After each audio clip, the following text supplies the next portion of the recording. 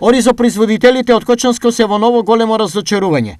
Погрешен хемиски третман, несоодветна употреба и препарати со крајно сомнително потекло од увоз се причина поради која добар дел од ризовите посеви во Кочанско годинава ќе бидат и со преполовен род. Институтот докторот добре дојде, објасни дека е предозираност и несоодветни препарати.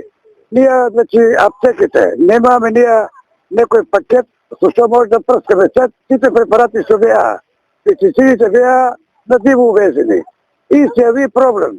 Штетата е направена више за 50%. Штетата е направена више, нема исправање.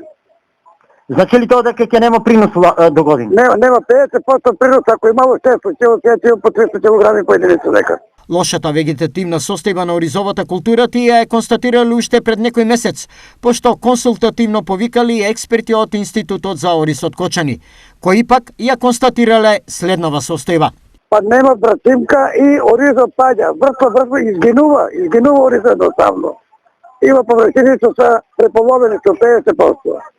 Што очекувате ако болеста се развие, односно... Со 50% принос ќе значи намалени и фактички нема да има квалитет.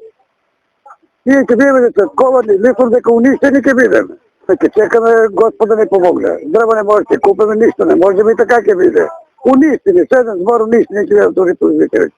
Овој проблем за оризарите доаѓа како кулминација во годината во која се борат за секое зерно ориз, откако претходно поскапеа нафтата, вештачкото ѓубриво, но и препаратите кои им донесоа огромни проблеми. Годинава во Кочанско под ориз се околу 4000 хектари, но по проценка на производителите на половина од нив народ не се надеваат. Со ова во прашање е екзистенцијата на над 3500 семејства од овој регион.